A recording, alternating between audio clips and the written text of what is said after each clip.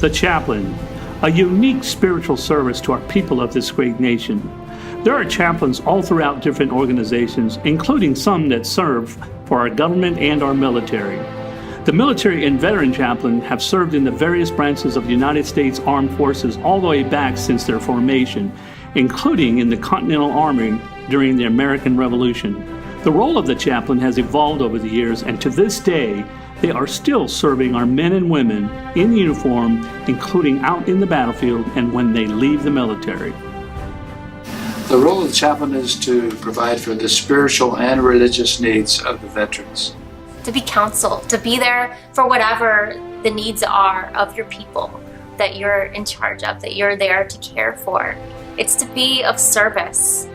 This is a story about 4 amazing chaplains who served in World War II and who are honored each year in February by one of the nation's largest organizations, the American Legion. This story is not only about chaplains and their heroic actions, it's about love, honor, respect, unity, and having faith so big they were willing to die and believing they were on their way to heaven once they did all they could do on a sinking ship, the USS Dorchester. The 4 Chaplains was a very powerful story.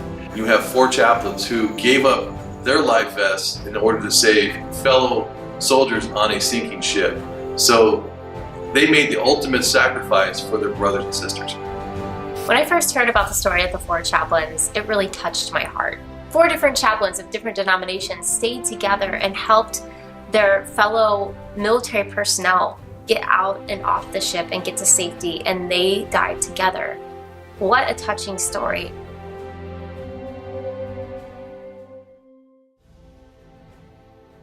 On January 23, 1943, the USS Dorchester left New York Harbor bound for Greenland, carrying 902 officers, servicemen, and civilian workers. The Dorchester was escorted by 3 Coast Guard cutters. And on February 2nd, one of the cutters detected the presence of a submarine, but failed to find the submarine's position. The CO of the Dorchester ordered the men to sleep in their clothing with life jackets close at hand. They were only 150 miles from Greenland, and daylight would bring air cover from the American base. Down in the old converted cruise ship, 4 U.S. Army chaplains circulated among the frightened young men. These 4 chaplains came together for one cause, and that is to serve their military and participate in World War II. They were Lieutenant George L. Fox, a Methodist minister, Alexander D. Good, a Jewish rabbi, Lieutenant John P. Washington, a Catholic priest, and Lieutenant Clark Pauley from Reformed Church in America. Chatting with the troops, these chaplains eased tensions, they calmed fears, and they passed out soda crackers to alleviate seasickness. Early in the morning of February 3rd, the chaplains were still up just before 1 a.m. when that torpedo struck. The missile exploded in the boiler room, destroying the electric supply and releasing suffocating clouds of steam and ammonia gas. The tremendous explosion threw soldiers from the bunks and threw the lights out as the ship started to sink. Quickly and quietly, the 4 chaplains spread out among the soldiers. There they tried to calm the frightened, tend to the wounded, and guide the disoriented soldiers towards safety. Witnesses of that terrible night remembered hearing the 4 men offer prayers for the dying and encouragement for those who would live. By this time, most of the men were topside, and the chaplains opened a storage locker and began distributing life jackets. It was then that Engineer Grady Clark witnessed an astonishing sight. When there were no more life jackets in the storage room, the chaplains removed theirs and gave them to 4 frightened young men. "It was the finest thing I had seen or hoped to see this side of heaven," said John Ladd, another survivor who saw the chaplain's selfless act. As the ship went down, survivors in nearby rafts could see the 4 chaplains, arms length and braced against the slanting deck. Their voices could also be heard offering prayers. Of the 902 men aboard the USS Dorchester, 672 died, leaving 230 survivors. When the news reached American shores, the nation was stunned by the magnitude of the tragedy and heroic conduct of the 4 chaplains.